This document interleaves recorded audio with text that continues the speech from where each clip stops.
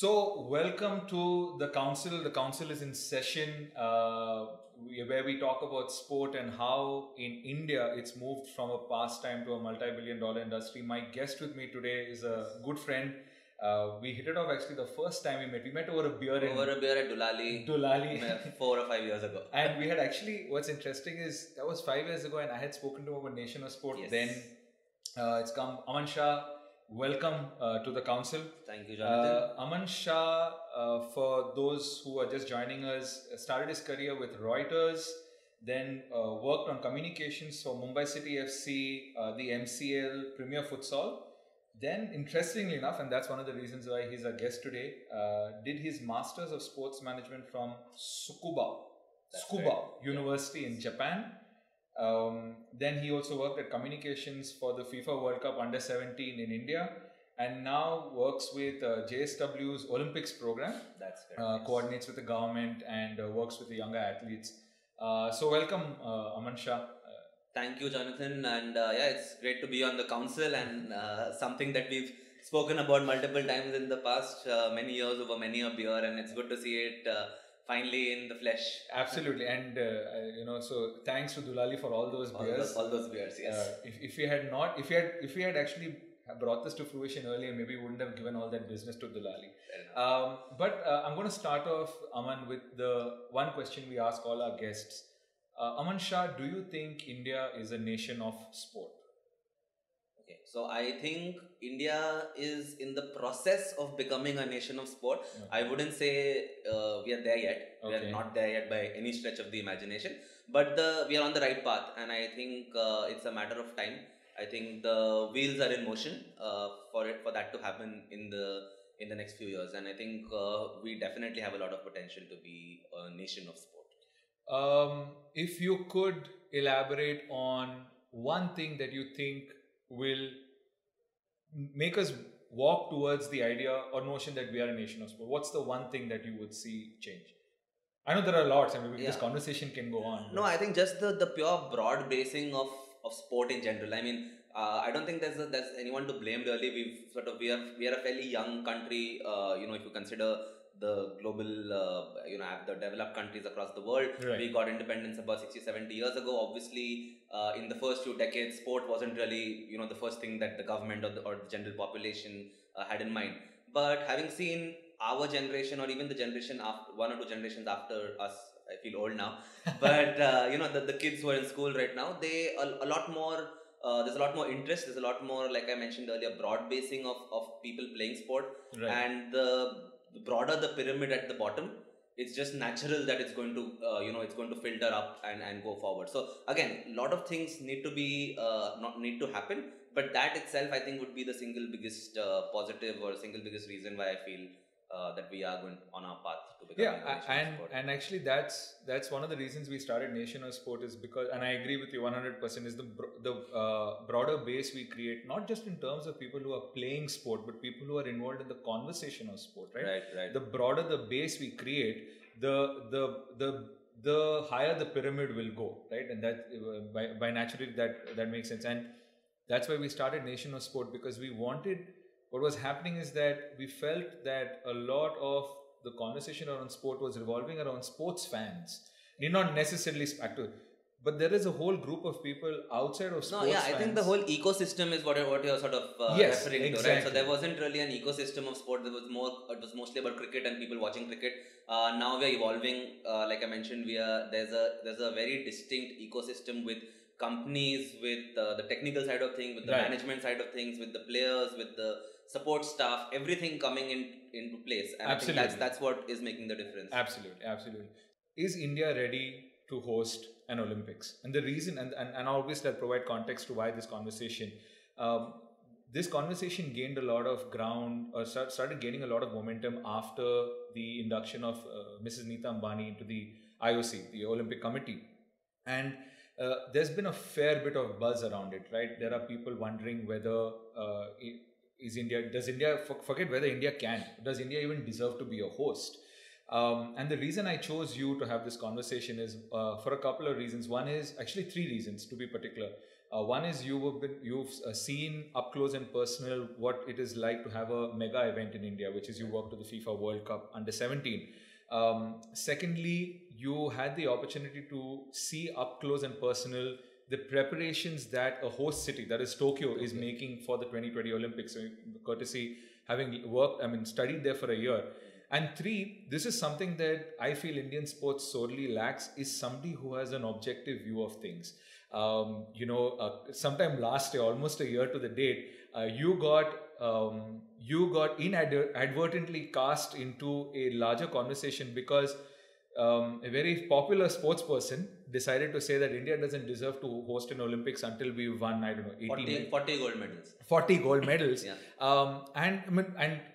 He has every right to his opinion, and I respect it. And I see the value in that opinion. But what happened was, in response to that, you came up with a bunch of tweets. Now, people will call it a tweet storm, but anybody who knows you personally says you can't raise up a storm. You're very objective and you think through things. So I'd like to start off with that series of tweets and how you explained in a more rational, logical way why India could use an Olympics in 2032. That's the right. So let's start off with that. So yeah, I mean, you could say that I am fairly neutral and rational, which is a bit of a rarity on social media these days, especially Twitter. And right. I mean, yeah, I do sort of figure. I mean, there's two ways of it. There's two ways to look at that particular thread of tweets. One is that to sort of go back, take a step back. I am by nature a very positive person, so I'm not really a cynic. I look at things very positively, especially things I really like, so especially sports and Olympic sports. I have a fairly positive outlook towards that, and I do tend to not get swayed by popular hyperbole, so to speak, and somehow, I mean, it's usually it's very dependent on my mood, but sometimes I feel like expressing my opinions out there, and that was one occasion. The timing was interesting because I had just come back to Japan, so I had taken a break from my course and come to India for the Under-17 World Cup, which by most counts was a huge success, and I was very fortunate to be part of that event. And like you said, that gave me a good understanding of how India can host a mega event if there are systems and processes in place, which was the case, and I could see that firsthand. And of course, having been in Japan and seeing the kind of impact hosting of the Olympics is having over a period of time in Tokyo. So that those two things kind of were fresh in my mind, and I figured that I just wanted to put in another perspective out there. And I don't think really, I think people who followed me on Twitter, at least they are fairly aware that I'm not a random troll. So that did lead to a few good conversations with people, and I think overall it was quite fruitful. Right. Just to put that perspective out there as a counter perspective to what the general sort of notion was. Right. So to give context to our listeners or viewers, can you summarize what were your thoughts, some of your thoughts in that thread? Right. So the focus right at that time was about the 2032 Summer Olympics. So just to give some context, the next 2020 Summer Olympics are to be held in Tokyo. In general, the Olympic movement is seeing a lot of very strong opinions against hosting of Olympic Games, because typically they've been hosted in one city, and that has a huge impact on a city's economic resources. There have been major horror stories from past Olympic Games about cities and countries, going into bankruptcy, like Athens and Greece in 2004. Rio didn't have a good, doesn't have much of a positive legacy post the Olympics. So there was a lot of, there is a lot of going on right now. There are referendums, for the 2024 Olympics. There were 5 cities which initially bid. Eventually it was down to only 2. So there's a lot of negativity around hosting of the games. And what the IOC really did is they decided to, for their own benefit, they had 2 very strong contenders in Paris and Los Angeles. They decided to give the next 2 games to Paris and LA. So the 24 Olympics are in Paris and the 28 Olympics are in Los Angeles. Yes. So what that does is that normally a bidding cycle is 9 years before an Olympics. So that's where you win the right to host about 7 years before. So Japan won it in 2013. The process started in 2011. Right. So by that logic, the process for the 2032 Olympics will officially should start around 2023. Right. And I think the question really was whether India should really consider hosting it. And my only point was that India should seriously consider the opportunity to bid for it. I never said that they should host it. I said they should seriously consider the possibility of bidding for the Olympics in 2032. And I put down a number of reasons for that, why I felt it would. Why it wouldn't make sense, why it would not completely not make sense. Right. To put it and are you open to discussing a couple of those reasons? Sure. I mean, so I think let's pick two reasons that you feel the most strongly about and elaborate. So one of the reasons was that the fact that a lot of times, and when I go abroad and there's a general conversation around India and hosting games, one of the things that always comes up is the 2010 Commonwealth Games and the whole corruption around it and how badly managed it was, etc. Having said that, I think on ground there are people who had a lot of positive experiences, but because those larger headlines are so negative, there's a negative there's a very negative image attached to India as a host.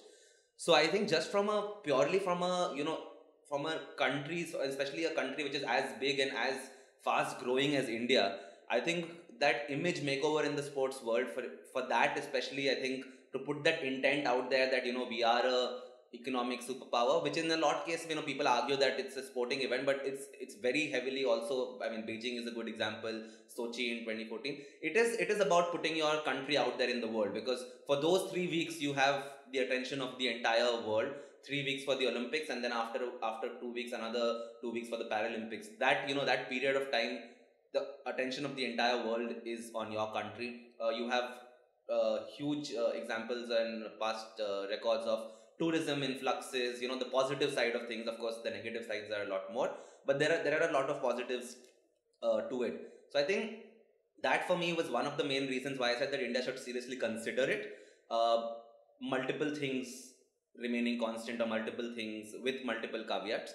And the second thing I think was just the fact that India, as a going back to what we discussed slightly before, as a nation is becoming more of a sporting nation. So in 2010 we weren't really much of a sporting nation. We didn't really have too many sporting heroes. We didn't have too many people working in sports. So we didn't. The expertise wasn't there. We didn't really have a skilled workforce, if I may use that term. But it's been 8 years now, and with the number of private leagues which have come in, we've got a number of international bodies coming in, hosting tournaments in India. We've hosted the South Asian Games. We are hosting shooting World Cups. We are hosting wrestling championships. We're going to be hosting the boxing Women's World Cup. So there's a lot of international skills and experience which is coming in, and which is sort of helping upskill the sport, the population of our country which is working in sports. So right. I'm a good example of that. But even apart from me, I've seen that around me. There's a bunch of people. I mean, several thousand jobs have been created. Exactly, so I think just by that logic, and this is only 2018, right. So that number is only going to get larger and larger. So right. I'm fairly confident that by 2020, I mean, whenever the bidding happens, and if, for example, India were to hypothetically win that bid, I feel we'd be in a much better position just in terms of human resource to be able to execute that event, if that would ever come up. So one thing that I find, I find the flaw in the logic with the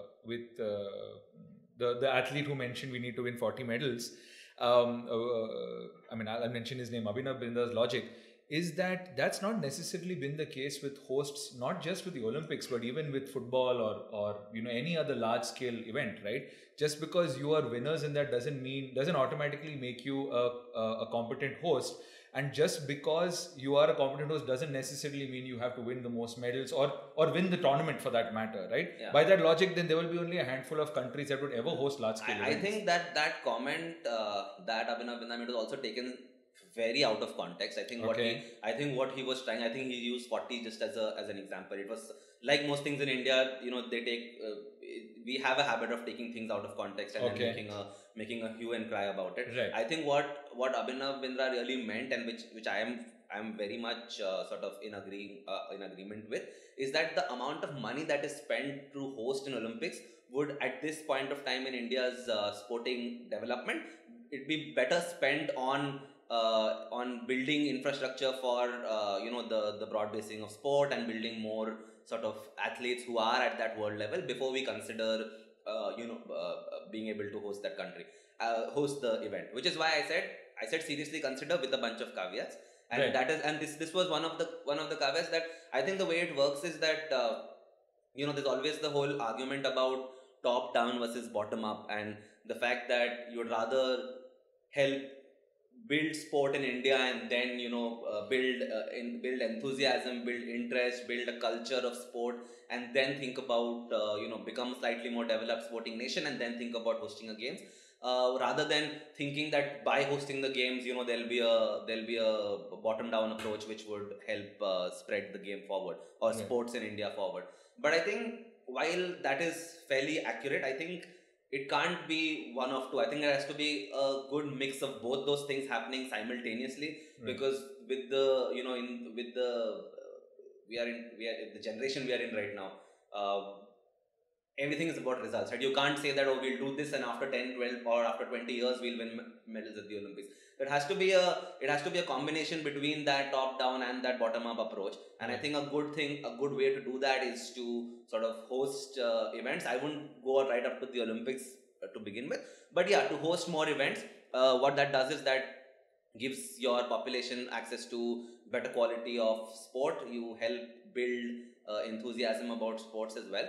And while all those grassroots things are very important, and those are the key things which are going to raise sport in India, I think from a broader mass media perspective, to get the mass media more involved, to get the broader non-sporting population interested in sport, I think those other aspects are fairly important. Right. My question, I want to pick up on something you mentioned, and I agree with you that there's a possibility, like Abhinav just said 40 because it's a number that came to his head. He probably would have experienced the number 40 in some other form, and that's what stuck with his head.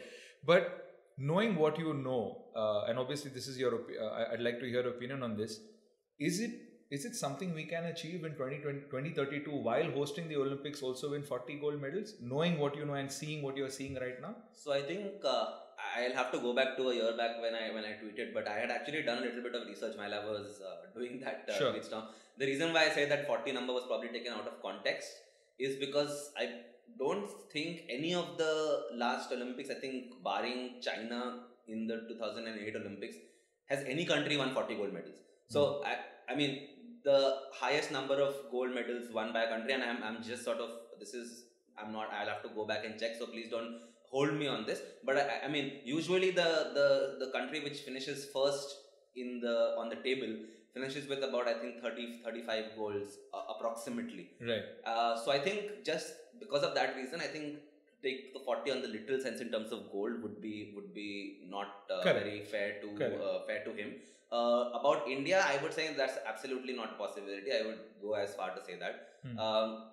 I think there's two things. We have to obviously improve our sport, but at the same time, the rest of the world is not going to stay the same, right? So it's going to be growing. There's new sports being added to the Olympic program every other edition. So there's the whole Olympic program, and the whole Olympic movement is seeing a lot of change. Right. I think a bit of smart planning. I think we are starting to do that now with things like the government's Target Olympic Podium scheme, the TOPS program, and other sort of targeted. Which has been doing really well. Yeah. So you're not really saying that you're ignoring other sports, but you have a division within the government whose sole purpose or focus is to help a bunch of target athletes who they think have the potential to reach an Olympic podium, and then sort of really backing them with sort of everything that they have. Right. And I think that is, of course, going to start seeing positive results. I am fairly positive that definitely not 40, but we should hopefully move into double-digit medal numbers by the 2024 Olympics. Okay.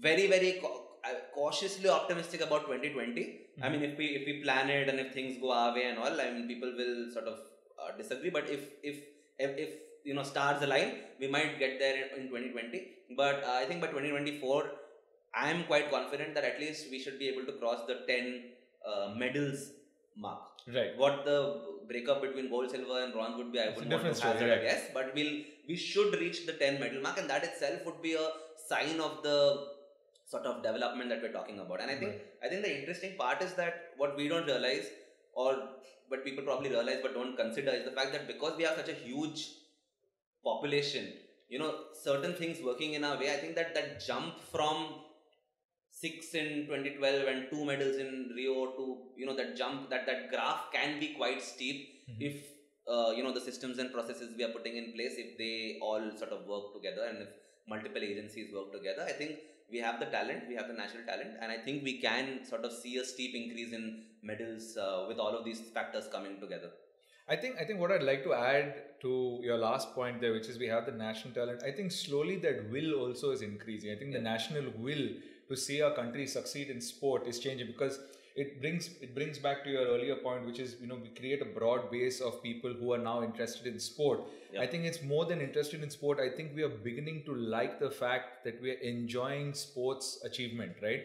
We revel in Sindhu's championships, in Sania Mirza, or Hima Das. Like, we are beginning to enjoy our winning in multiple sports, and I think that will to win and that will to change and become a sporting nation is now coming about. And I think that's the start of that sporting culture that people keep talking about. Right. I think that is a start of that sporting culture where you start celebrating different sports, you start watching different sports.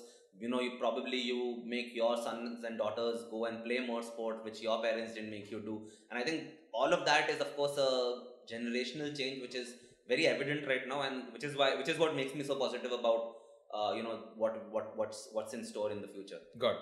So there's a very famous saying in sport which coaches use a lot, right? Which is instead of working on making your weaknesses your strength, work on making your strengths even better, right? Because the ability to grow faster on your strengths is better. I'm obviously paraphrasing it.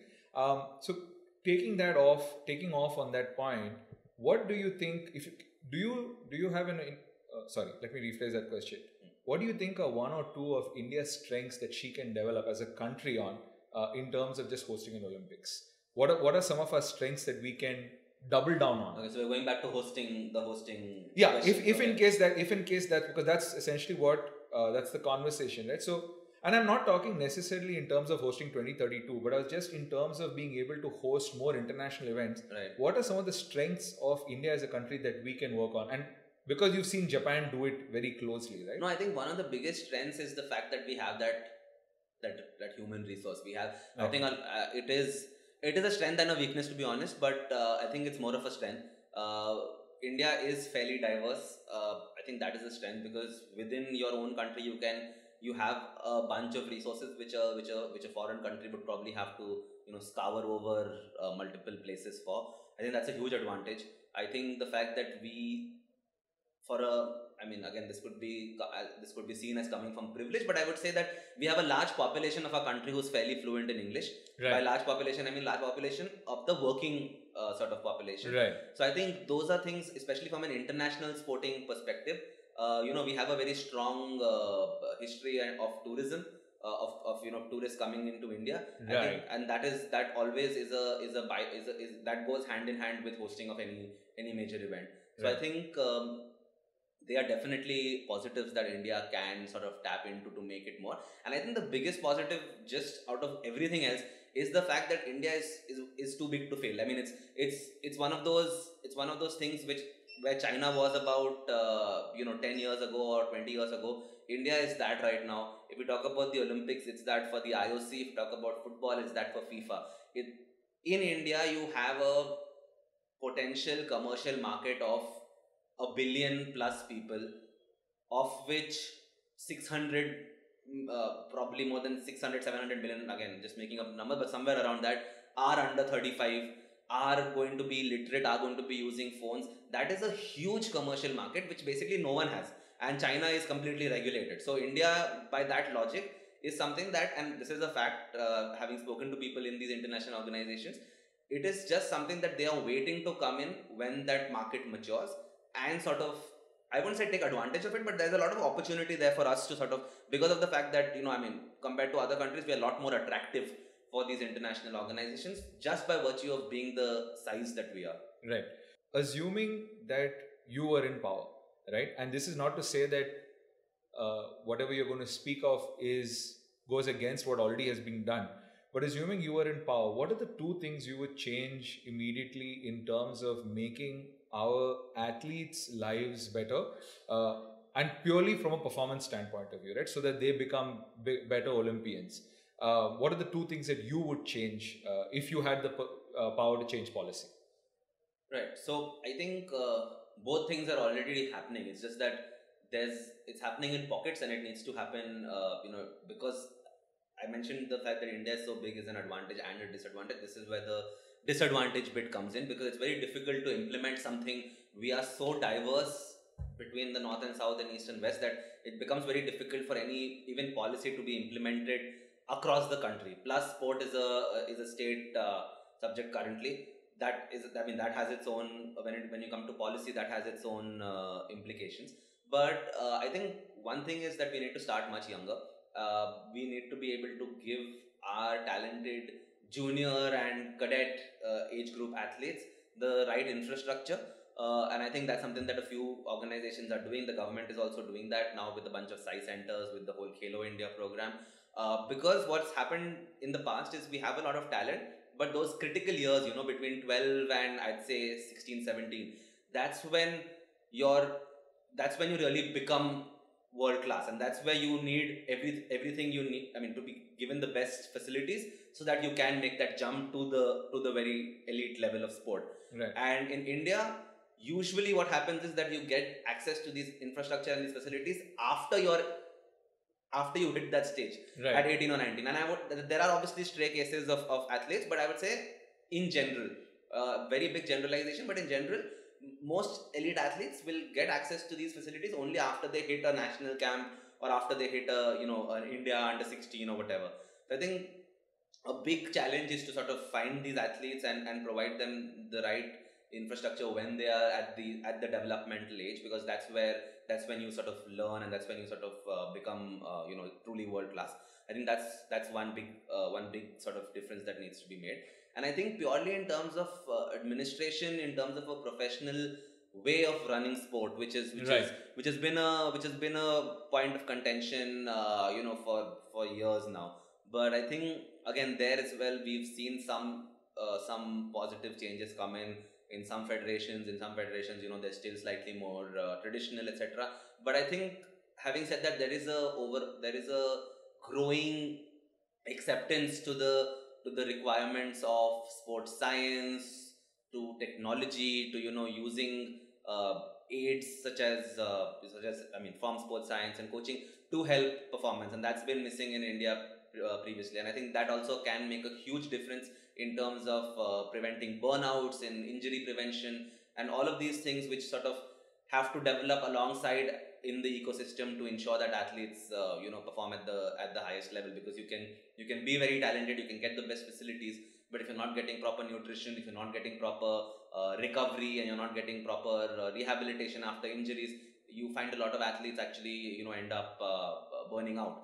And I think that those are the two things which I think are going to make the biggest difference. And I'm happy to sort of note that it is starting to happen. Of course, very difficult for it to happen overnight, right, but it is starting to happen, and we are seeing positive results of those things happening. Great. I think we can wrap that up. Thank you so much for joining us, Aman. If our listeners and our viewers want to find you, where can they find you? Twitter? I am on Twitter, Aman812. I think that's my handle. But yeah, I'm always happy to engage in sport conversations. Right. You're on LinkedIn as well. Are you active? I'm on LinkedIn as well. Not as active, but I am on LinkedIn as well. But Twitter is my favored means of communication. Great. So that's probably the best way to find me. And if I may, just before we close, the one aspect which is not as big but also fairly important part of my argument, and it just struck me. Sure. Was when you were asking about hosting of the Olympics specifically. I would say maybe not 2032, but a little later. I think one of the biggest things that I noticed in Japan, and I think which can have a huge implication in India, is the fact that when you win the right to host the Olympics, you also you win the right to host the Paralympics. And I think the kind of institutional changes that I've seen to make society more inclusive because of the Paralympics being hosted in Japan, because Japan also is traditionally very similar to India in terms of being fairly patriarchal, being fairly hierarchical in their corporate structures and generally in government and bureaucracy, red tape. It's very similar, and I think just that was a personal experience that I saw, which I felt.